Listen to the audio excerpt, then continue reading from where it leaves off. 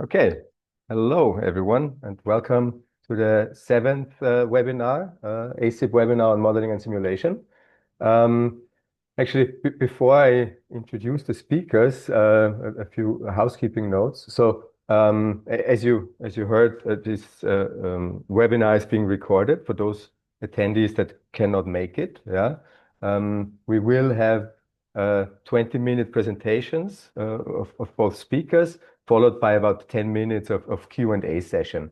And in the Q&A session, you can either write your question, you can also write it anonymously, or you can raise your hand and ask it, and we can pull you into the panel to ask it directly. Yeah. This is how we usually do it. We will then probably stop the recording after an hour, but if there's more questions, we can always stay a little longer. And yeah, this is the last webinar for this year. Next year, we will also include other topics of interest in industrial biotechnology. Yeah. So if you are interested in giving a webinar, yeah, please contact me. If it's a topic that is of relevance for ASIP, just write me an email and we can organize something. Yeah.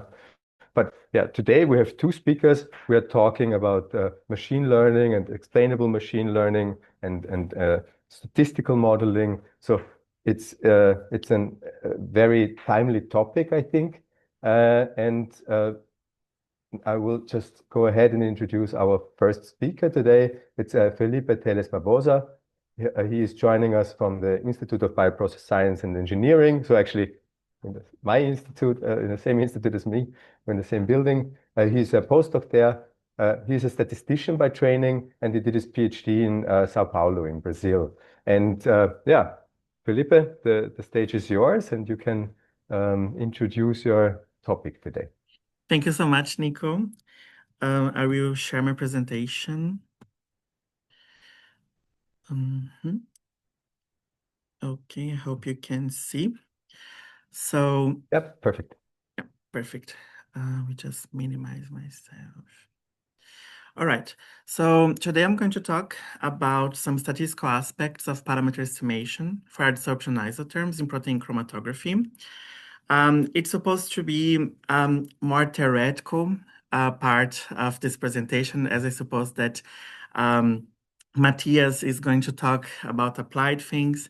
So I wanted to go back a little bit in the principles of statistics and how can we use these principles to guide us in a better way to analyze, to model adsorption isotherms.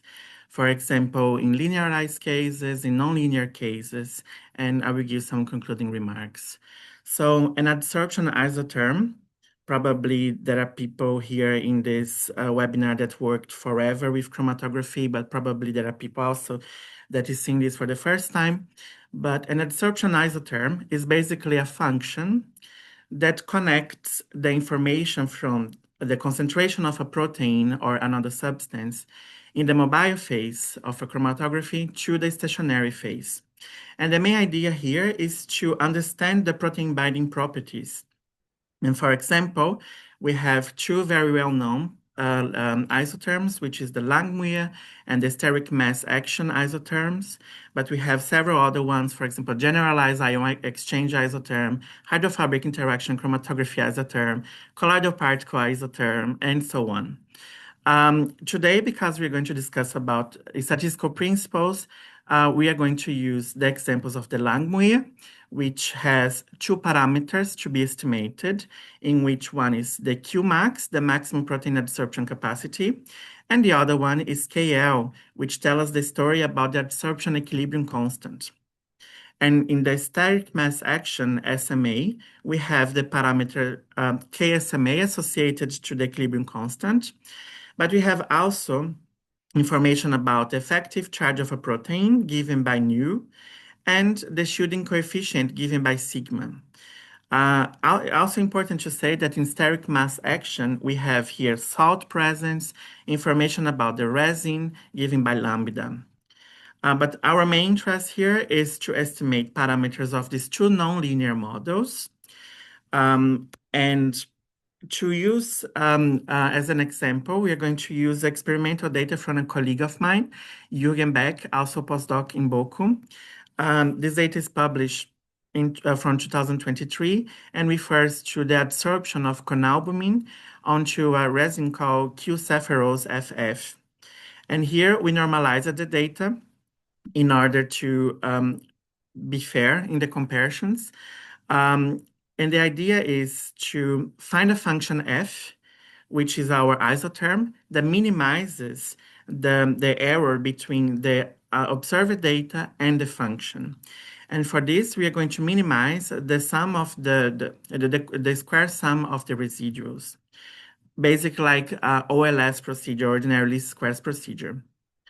Because our models are nonlinear, if we think about linearization, because sometimes it's hard to implement some nonlinear procedures, or sometimes we just want to visualize how the data are structured in a linear way, we can transform our isotherm model given by a function Q, a function f of C, the concentration in the mobile phase, the concentration in the stationary phase, and a set of parameters theta, as a regression model, a linear regression model, given by y, the response variable, which here in this case is a function of the concentrations in the mobile and stationary phase, x, our prediction variable, which is also a function of the concentrations, and a set of parameters beta, which in this case is a function of our original parameters theta.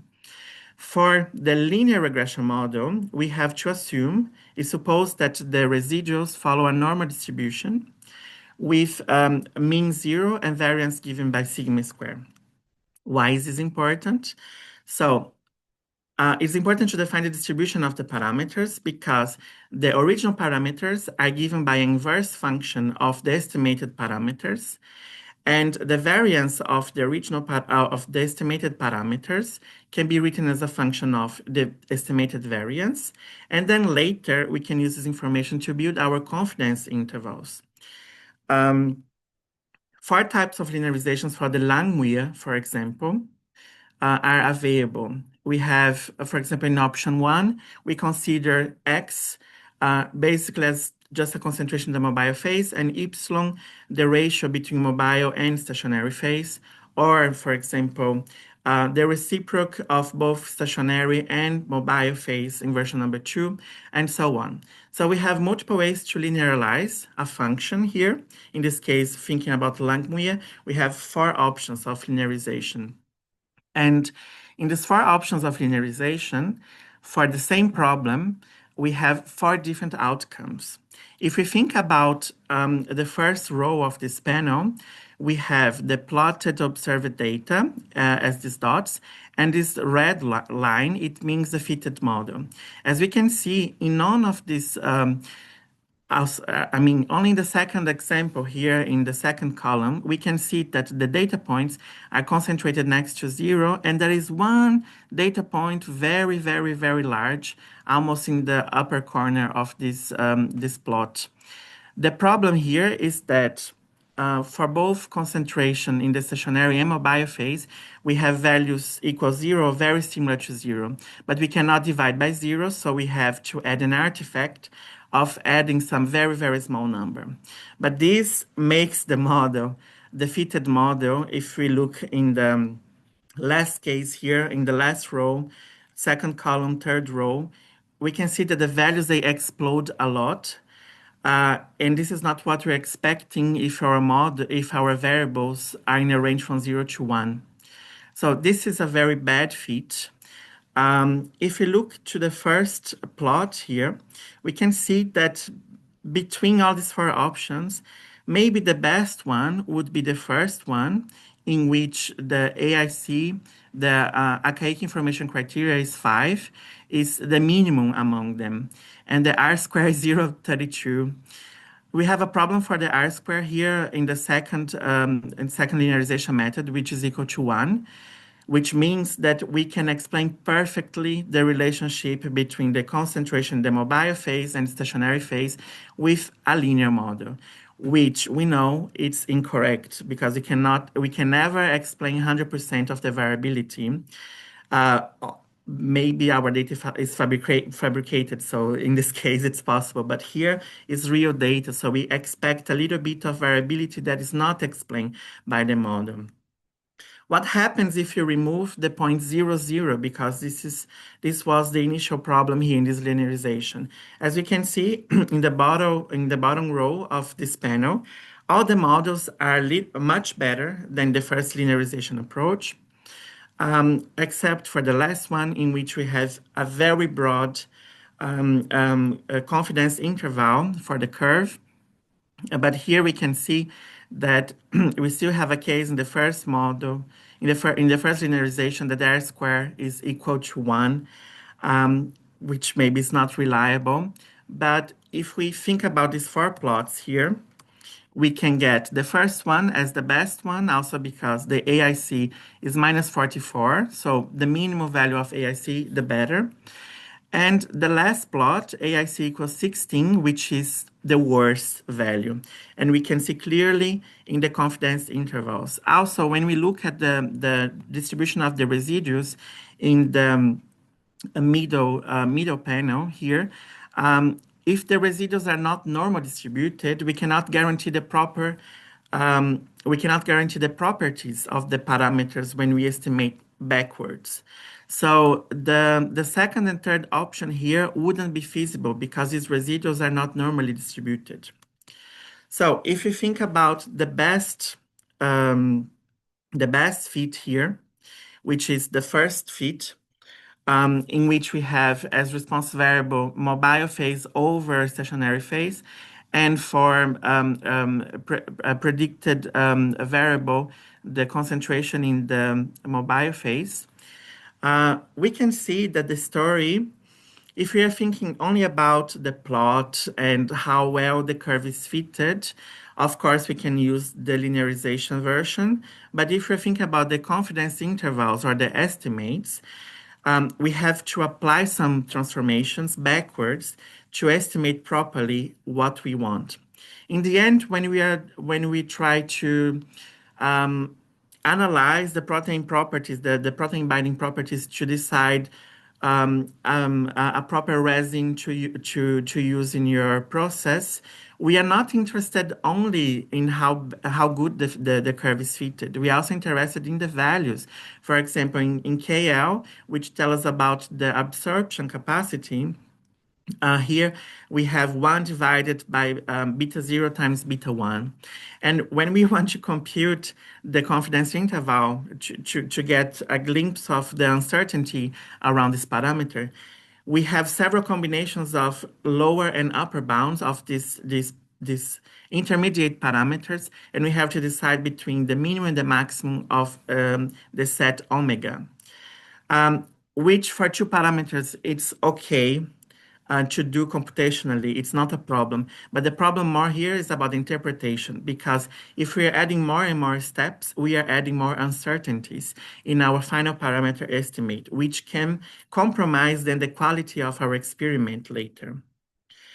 And regarding the worst fit, we have here the same situation, but with a broader confidence interval.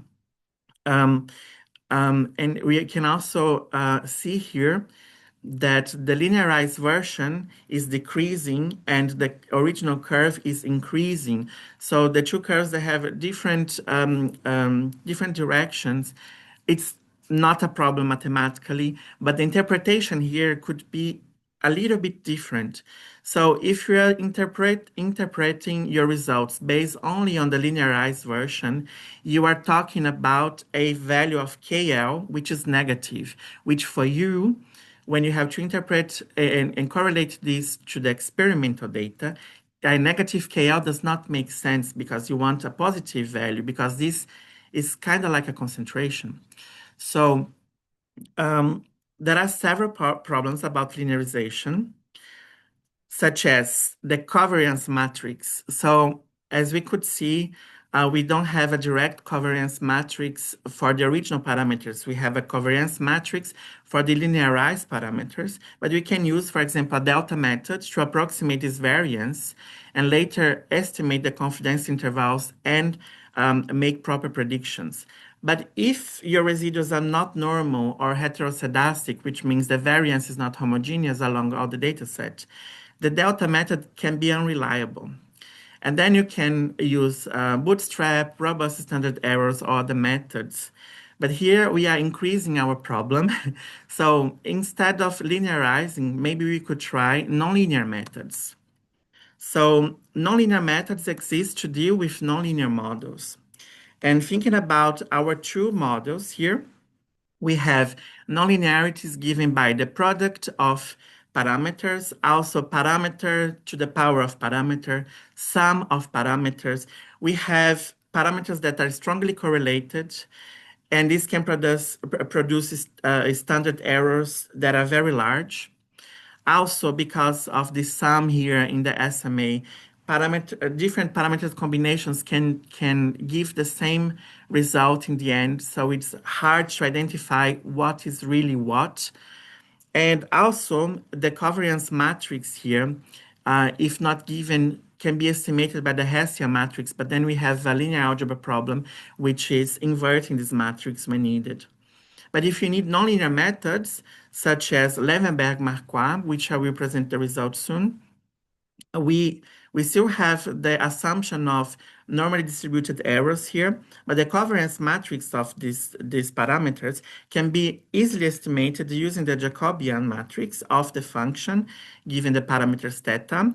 And the variance of the residuals can be easily estimated with 1 divided by the degrees of freedom of the problem times the sum of the square of the residuals. So if you take the same problem, the same data set, the same model, but a different method, we could see here, for example, that our fit is much better. We didn't use this step of linearization, which increases the processing time as well. And here we have 95% confidence interval for the curve, which is more narrow compared to the linearized version, which means for us, in terms of uncertainty, that applying this method decreases the uncertainty of the estimation. And if you could remember, the Qmax of the linearized method, linearized versions, was approximately 1.06, and here we have 1.0561. And the KL was between 10 and 12, and here we have 11.58. So we are still in the same range. But most important here is that we are conserving the information content of the model, of the data set using this model. And this is given by AIC, the archaic information criteria. So if more negative, it means that we are losing less information. So the AIC before was like minus 23, 16, and now we have minus 62, which means that using this proper methodology, we are losing less information in our prediction. And if you could see the residual plot here, we also guarantee that the residuals are normally distributed, which is essential for our estimation.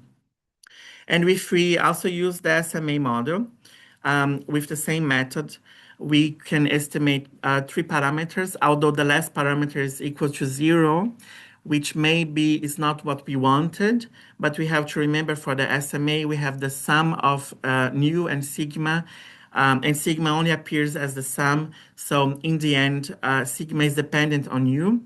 But what is most important is that the information here is being kept less than the Langmuir model. So if you have to compare both models for the same data set, I would advise using the Langmuir for this one because conserves more the information of the data set, because here is minus 62 and for SMA minus 44. But as you can see also, the confidence interval here captures almost all the data set. Only the last one here, approximately a concentration equals to 1, is a little bit outside of the confidence interval, maybe because the curve here didn't didn't achieve the stability, the plateau that we wanted. But this is more a problem of the data set. Um, However, my message here is that with the nonlinear methods, we can estimate more precisely um, the parameters that once we linearize, and we eliminate the problems of interpretation because we don't have negative values to interpret and correlate with our concentrations. We eliminate the problem of computational costs. We may not eliminate the problem of identifiability because some parameters are clustered. Um, but we have the advantage here that we can estimate in a better way. And if you have complementary data, with nonlinear methods, we have different softwares, different packages in Python, in R, in MATLAB that can deal with this. And one suggestion, if you have linear gradient evolution data and you want to integrate with your isotherm data set, you can use Cadet Python. If your method is not converging and you think it's because of the model structure, you can try meteoristics such as genetic algorithm. You can try Bayesian inference like Bayesian optimization, Gaussian processes. Also, regarding the identifiability problem, if you have different estimates for the same parameters, you can try to simulate with Bootstrap to see Bootstrap or even Markov chain Monte Carlo to see the real distribution of your parameters because maybe the two combinations that you have they are valid. They are in the same parameter distribution, but maybe the values differ a little bit because they are in a sum or they are in a product or a power. But my message here is that don't get me wrong, linearization is great for visualization, but not great to report values and to take decisions because you add more uncertainties.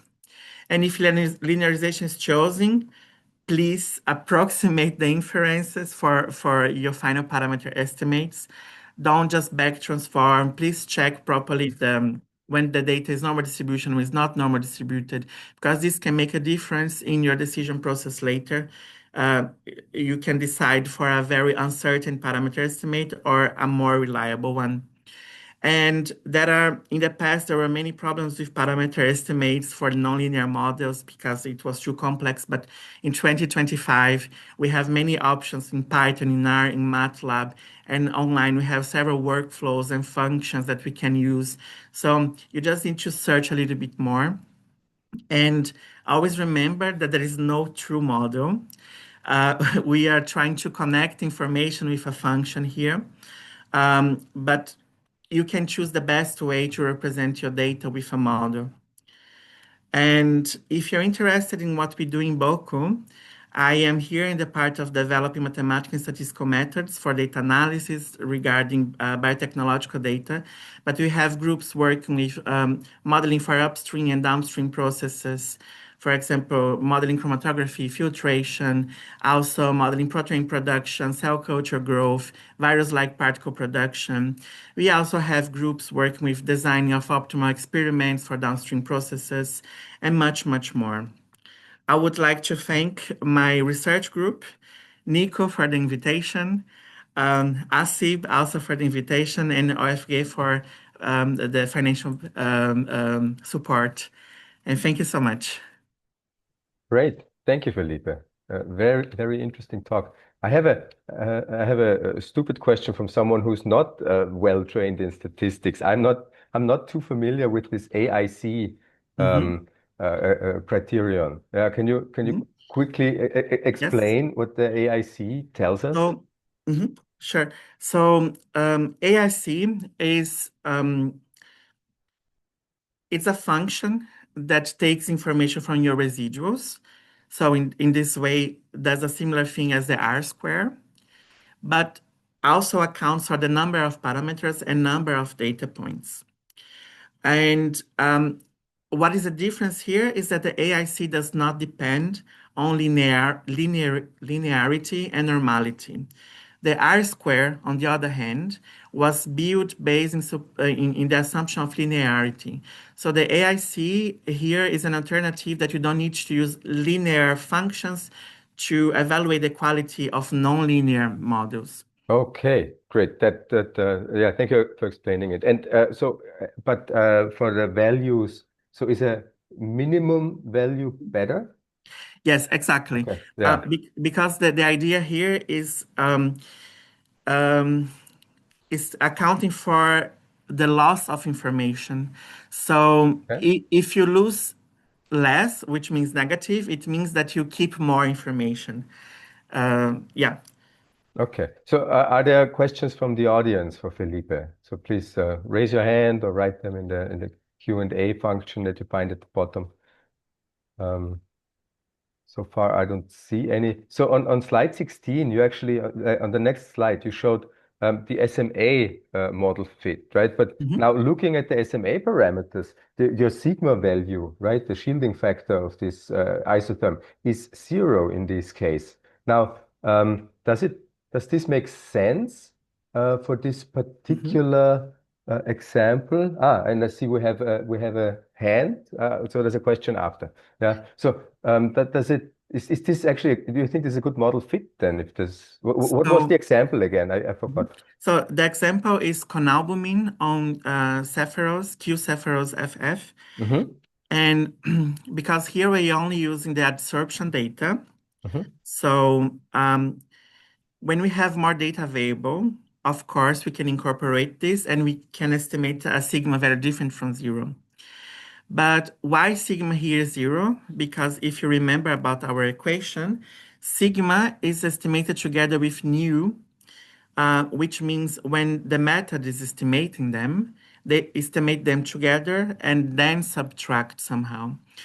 Um, so is this But a bad but model fit? yeah, because for corn albumin, right? It's about You know, 70 to 80 kilodalton. So I would assume that some of the binding sites should be shielded. So I would expect the sigma that is not 0.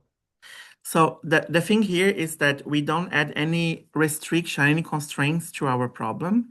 So based solely in Mm-hmm. absorption data, Okay. this is what we could estimate. But we have, if we Okay. have complementary data from other Yeah. experiments, we can add constraints and force sigma to be different from 0. Okay, but then let's have some questions from the audience too. Mhm. Yeah, so Rainer Hahn has raised his hand. Actually, how can I,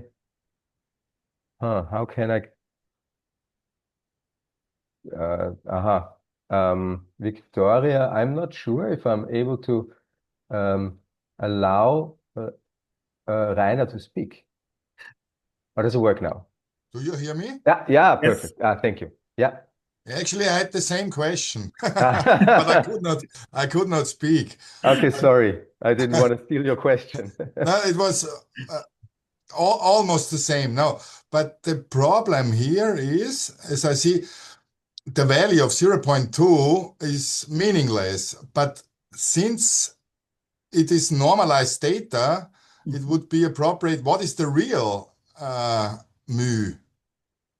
Because otherwise you cannot compare. Mhm. So, And and actually, it's just you can never fit mu.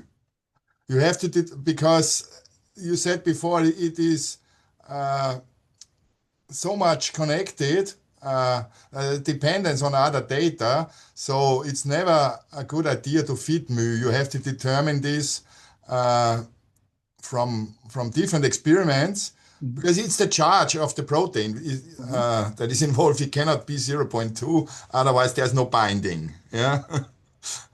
So you have to determine this differently and put, if you want to estimate it, but very, very tight constraints. Yeah.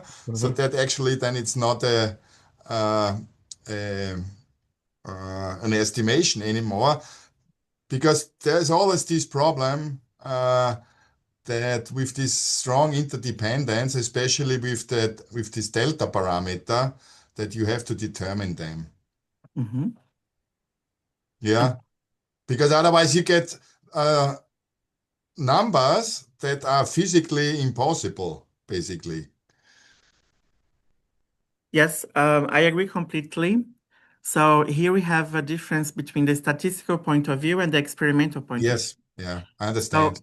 So if we have access to other data sets that could help us give a direction to the parameter estimation, then of course we can use them and make the problem more feasible and more real.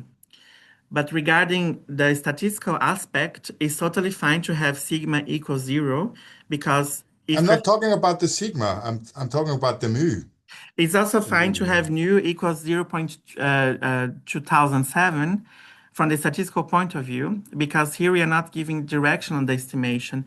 We are assuming that all three parameters, they exist and they have the same contribution for the isotherm. But if we include external data sets and rewrite our estimation function, because as we can remember, sorry, our idea here is just to minimize the sum of the residuals, the sum of the square of the residuals. But if you have external data sets, we can prolong this minimization problem and add constraints related to different gradient elutions. We can add different constraints here as a function of nu and sigma and even k and any other parameter. And then we are going to reduce our parameter space, and then we can have more reliable estimations. Okay, I understand.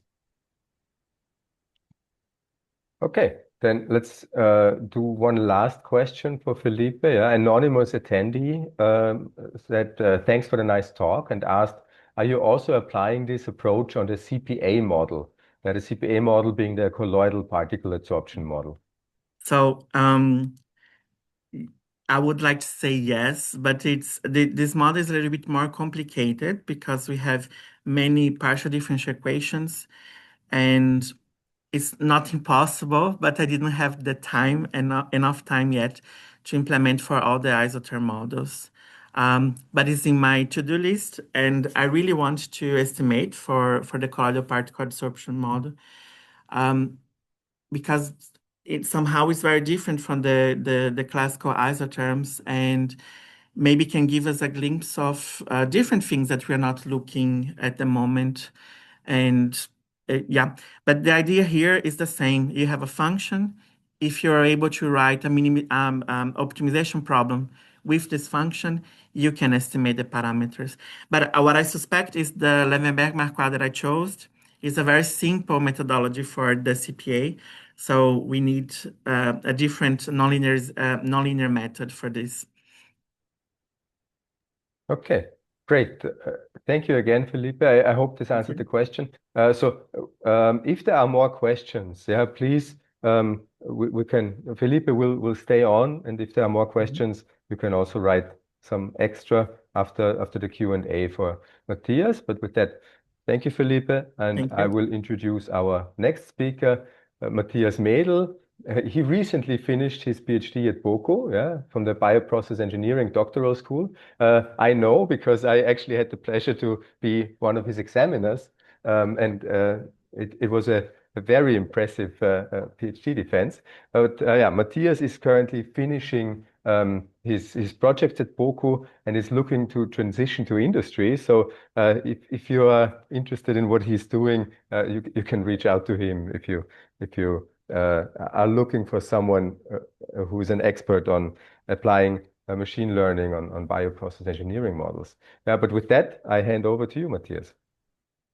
Thank you very much, Nico, for the very, very kind introduction. And I'm glad you enjoyed my thesis and my defense so much. Sure, but if I examine clearly, there always has to be some payback. So that's why I volunteered you for the webinar. Yeah, so thank you for coming. Fair enough.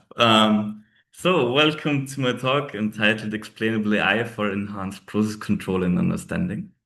But before I go too deep into explainable AI, let's make first sure that we're all on the same page about soft sensors. So what are soft sensors? They are virtual sensors that predict parameters instead of measuring them directly. And in case of bioprocessing, this can improve our process monitoring and control. And the idea is the following. We have our bioprocess here on the left. Then we have some difficult to measure variables on the right. These can, for instance, be our product title or some quality attributes of our product, or also maybe some impurities that coexist with our product. And to get access to this information, to the quantities of these difficult to measure variables, we have to perform offline analytics. Now, offline analytics take quite some time to perform, and that, as a consequence, means that we usually only get access to the quantities of difficult to measure variables when the process is already over. If we would have this information already during our process, then again, we would have improved process monitoring. But we could also include these values in our control loops and make our processes more robust and possibly also more performative. What we do with soft sensors now is that we don't measure the difficult to measure variables directly. We measure some easy to measure variables. These can, for instance, be optical measurements such as UV absorption and such that can be measured in a few seconds maximum. Then we feed these to a model. I'll come more on that later. And this model then predicts the difficult to measure variables for us, meaning that we get access to the information of the difficult to measure variables, the time it takes to perform the easy to measure variable measurements, and for model inference to take place, which is rather quick. So what kind of model types can we use here as soft sensors? One option are mechanistic models. These rely on first principles knowledge. For instance, monokinetics, or as we heard earlier, steric mass action isotherm models, which are, these models are usually based on differential equations of some sort. Then we have statistical models, which are algorithmic in nature and are trained on historical data, meaning that we have to have performed already a few runs of our process and have measured both the easy and difficult to measure variables. And then we train our model to learn the correlation between the two. Some examples of these models are partially squares models, artificial neural networks, Gaussian processes, and there are many, many more. And then we, as a third option, have hybrid models, which are basically a mixture of the two.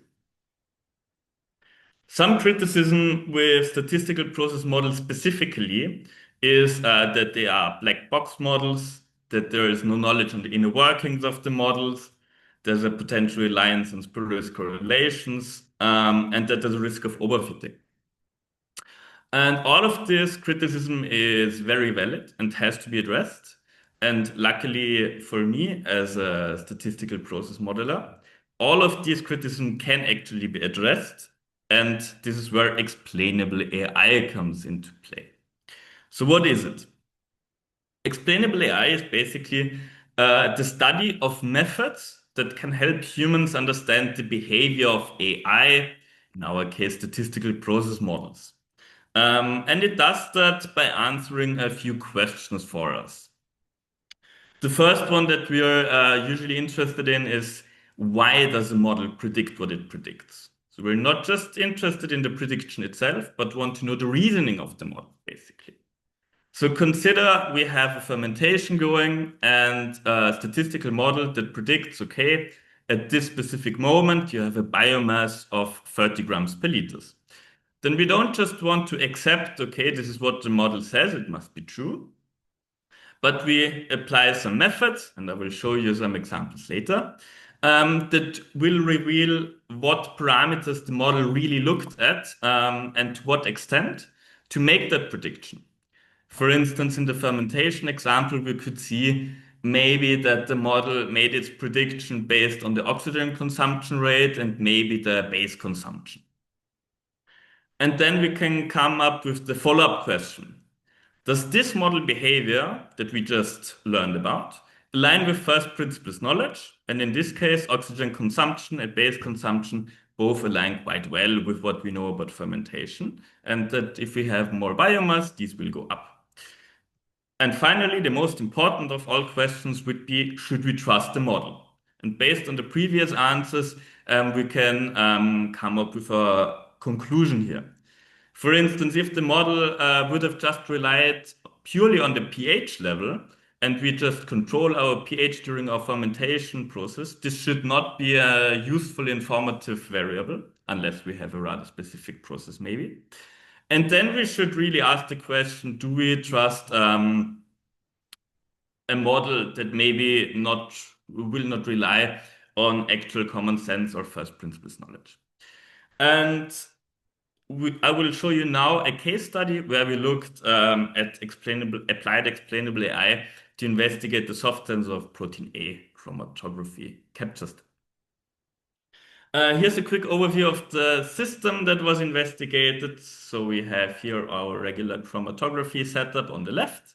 And then after the column, we have an array of online sensors, such as UV vis absorption, conductivity, fluorescence measurement, Fourier transform infrared measurements, multi-angle light scattering, refractive index, and the pH. These were all measured online.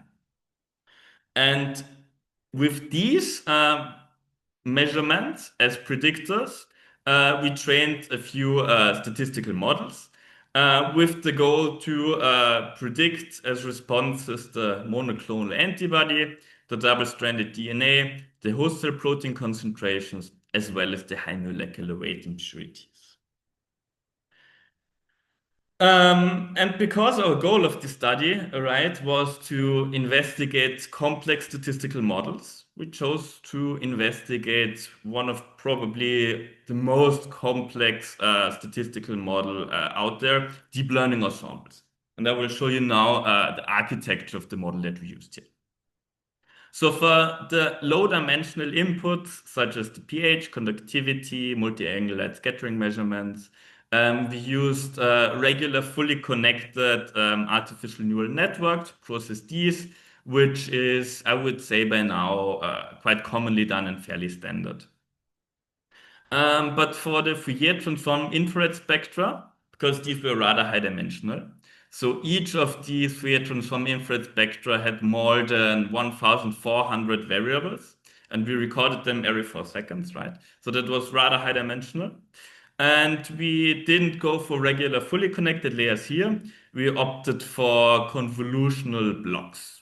And these, what these contain, you can see on the left. They initially had a max pooling layer, which performs a downsampling to make the information a bit easier to process. And then the most important part of the convolutional blocks, the convolutional layers. And these essentially excel at recognizing structures within our data. So imagine we have our Fourier transform infrared spectrum with quite a lot of peaks and valleys. And now these convolutional layers, they learn to extract as much information as possible from the shapes of the spectrum. So it looks at A, is there a peak or not, but also at the specific shape of the peak. And therefore, all of the information really contained within these spectra can be extracted. After those, we had some batch normalization layer, which just perform normalization of the outputs of the convolutional layers, which helps the model with convergence, and then also dropout layers, which randomly drop out a certain percentage of the inputs of the dropout layers during training only. And this essentially makes the flow of information spread out over the artificial neural network, and that as well helped us quite a bit with convergence. Then finally, these two strands of information were concatenated in an add layer, the output of which was put through another set of fully connected layers, and finally we have the output, which is the model prediction at the end of the day. However, we were not happy with that. We wanted to make it even more complex, right? So we trained 200 of these, and made an ensemble out of that, which also was a bit more robust and had a bit better prediction performance. And we also added a small weighting function, which improved the performance by quite a bit, which I won't go into too much detail now. But it's not enough to just make any sort of complex model, investigate it a bit more closely, and call it a day. No, we of course also looked at the performance of other statistical models to see if we didn't just train any complex overfitting model. No, we wanted to see if it is in line with others. So we trained partially squares model, Gaussian process model, and random forest models. And what we can see here is the table with the root mean squared errors and the normalized root mean squared errors for our four responses and the different model classes. And we can see that the deep learning ensembles performed the best for two responses, and it performed the second best for the other two responses. So yes, our deep learning models showed high and competitive performance with other models, but as I mentioned earlier, they are quite difficult to understand. And this is now where the explainable AI comes in. So the methods that we opted for were the permutation and occlusion feature importance. Let's start with the permutation feature importance. We use that for these low-dimensional single feature inputs. And the idea is actually rather simple. At first, we give the model the raw data that we have, let it make its prediction, and then we record this prediction. Then we take the data back, we permute one feature, we give the data with the permuted feature to the model again, let it make its prediction, and then we observe if the prediction changed. We have two scenarios. Either the model prediction didn't change at all, in which case we know, okay, if we exclude this information from our model input, then it's not important to the model. We can even leave it away technically. If, however, the permutation of that feature led to a strong change in the model prediction, then we know, okay, the model really needs that information that is contained within that feature. And then we know the model, it's really important to the model, and we have to consider that information. For the Fourier transform infrared spectra, and you can see an example spectrum here on the right, we went for the occlusion feature importance.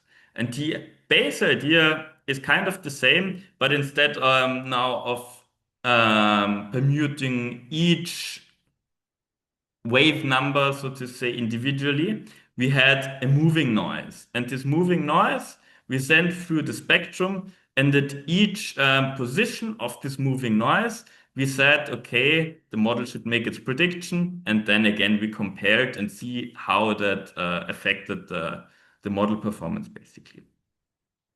Now consider that this peak at the wave number of 1500,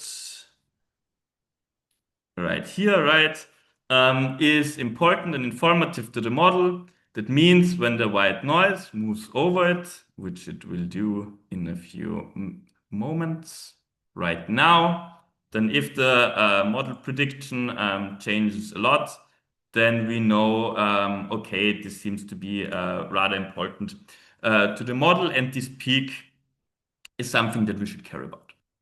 And here you can see the result of applying that methodology for a monoclonal antibody aggregation model. In the plot here, in the 3D plot, you can see the progression of the Fourier transform infrared spectra over time during elution. And we can see that there are in the colors, of course, you can see the importance of the individual regions of the spectra. Yeah? And we can see that there are generally two main regions that the model used for its prediction making. One at the wave number around 1500, where we have the aim at 1 and 2 bands, and between 3000 and 3500, where we had the aim at A and B bands. Now, does that go in line with first principles knowledge? Braid and colleagues published that antibody aggregation led to shifts in the FTIR spectra in the range of the AMAT1 and 2 bands. So that very much goes in line with first principles knowledge. What about the AMAT A and B band? They didn't say anything about it in their publication. However, it's known that the AMAT A and B bands are overtones of the AMAT 1 and 2 band, so it would make perfect sense that there's also some information that the model can use in these regions. However, what I have to say here is that one would have to experimentally validate this finding to be really sure that there is actually valuable information in there, but it would make a lot of sense why it would be. So by now using the occlusion feature importance, we can get an idea about the model behavior, why it makes its predictions. And with the AMAT A and B bands, we can also have an idea what correlations there might be in the data which hasn't been considered previously. And the nice thing with this whole setup, right, is that we now get the prediction of the monoclonal antibody aggregation in real time, and also the feature importance in real time. So while the run is going, we can see what does the model say about the aggregation and why does it make its prediction. Then we can extend this, because here you could always only see the importance for the free from infrared spectra. What else did the model look at? Look at the refractive index a little bit, then a bit more for light scattering, and also some importance for the UV260 value. Yeah, and then we can think, does that agree with what we would expect or not? I think it is fairly well, could be better, but it's looking quite well. Then we did another set of experiments that had a rather similar idea. So what you can see in this plot right here is a model that predicts the monoclonal antibody aggregation, and we have here the model prediction against the real measurement, so they agree quite well. And now what we did is we corrupted the whole FTIR spectra. So we exchanged it just with white noise. And we can see the model prediction is still quite well. So in practice, that means if we have an issue with our FTIR sensor, we can still trust our model in that case, which makes quite a lot of sense. Another exercise would be what happens if we add Gaussian noise to the UV260 signal. Then we can see that our model prediction also becomes much, much noisier. So if we have an issue with that sensor, then we again have to ask the question, can we still trust our model, and to what extent? If we look at these two manipulations for the monoclonal antibody aggregation model, we can see that the corruption of the infrared spectra throws the model off completely, and we definitely cannot trust it anymore. But if we have some Gaussian noise added to the UV signal, it's not that much of an issue anymore. And with this logic, we can, in practice, let's make decisions when we can use the model or not. For instance, let's say we just we got a new detector, and we know, okay, it's not working perfectly as intended. Can we still make a run where we trust the model? Then we can simulate the behavior of the new sensor and see how it affects the model prediction, and then make a more think about it a bit more structured if you can trust the model. So what are some future directions for this work? I think in explainable process modeling, it would be quite important to explore the role of other explainability methods and where they can be used. For instance, Shapley values or line or ice plots. In case of Shapley values, for instance, they are theoretically much more nicer way of computing the feature importance. However, it takes a lot of effort and time to compute them, so we wouldn't get our feature importances in real time here. However, I think it's really valuable to have this feature importance also at the same time as the model prediction itself.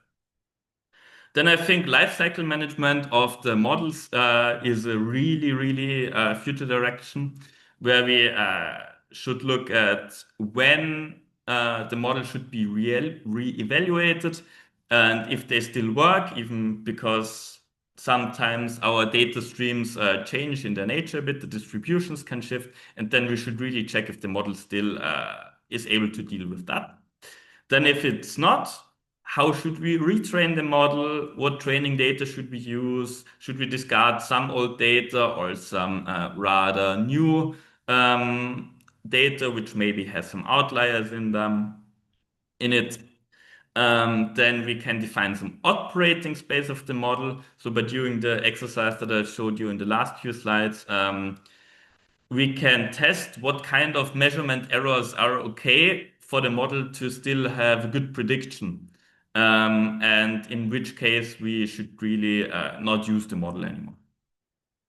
Then, of course, all of that goes along with compliance to the guidelines by authorities such as PAT and ICH guidelines.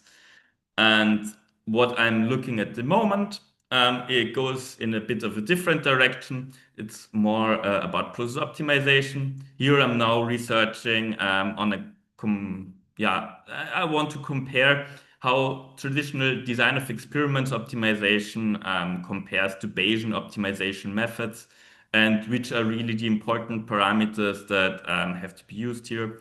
So if you're interested in that specifically, feel free to reach out to me. But in general, if you're interested in one of the topics that I've just shown you, or if you want to cooperate in the future, as Nico already mentioned earlier, I'm now looking for new professional opportunities. So if you want to work together, then feel free to reach out to me. Thank you. And now I'm looking forward to the questions. Great. Thank you, Matthias. Really nice talk again. We already have a question from the audience. So another anonymous attendee asks, actually, he says a very interesting topic. Yeah, but the question is, not sure if I did not catch it, but what is the benefit of the soft sensor over just using the online FTIR spectra to detect aggregates? Well, the soft sensor really considers also all of the other measurements, right? So let's have a quick overview what we have here. We have here the FTIR sensor to predict the aggregates, which has some value for sure. But we also have light scattering, which is quite useful to multi-angle light scattering, actually, which is quite useful to get an idea about the size of the different particles. And we also have some information that the model used at the end of the day to make its prediction, which then improves the model, the predictive power of the model compared to leaving that away. So in essence, the statistical model here helps us aggregate all the information from all the different sensors that we have to really make the best prediction that we can. Something that I haven't mentioned in my talk, but I will say at this moment, is that the model that I'm showing here, I would personally refine it before I would use it in production, because there are some variables in there that can be dropped, or also some regions of the FTIR spectrum, for instance here, these blue regions, the model didn't really use that to make its predictions. So we should just cut it out, retrain the model, a smaller model, which considers less features, and then we would have a more robust performative model. Okay, I hope that answered the question. We have another anonymous comment, actually, a very impressive work. So I think your talk is well received. But the question is regarding the FTIR. If the model works also when the data is corrupted, what is the gain of having the FTIR in place? The model seems to work very fine without it too. Yes, I assume you mean this plot specifically. And here what I have to mention, that the model was used to quote unquote just predict the monoclonal antibody aggregation. And this is a rather simple quantity to predict. Sorry? This is the map concentration. I, I'm You very said sorry. Yes, I you said misspoke. aggregation, yeah. Yeah. Then I misspoke. I'm sorry. It's the concentration, of course. And this is rather easy to predict. And in reality, if I want to use a model that predicts the map concentration, then I would just use the UV signals probably and call it a day because I will have a model that is very capable of doing it. Here I left them in just to showcase that these complex models can be understood and that even though I have this complex model that takes in the FTIR signal, it's not overly dependent on it, but you definitely don't need it for the map concentration. If you go for map aggregation, as shown here at the bottom, the model would not work well at all. I didn't show this in my presentation, but I know from my results in the past. If we leave out the FTIR signal, then the model is not really that great at predicting the map aggregation anymore. If we have it in, the model performance will improve. So it really depends what you want to predict. And then you should think about what sensors do you need for that, and if the information given to the model is sufficient to actually make these predictions. And if I remember correctly, as far as UV signals that were recorded, Yes, I think it was only 260 and 280, right?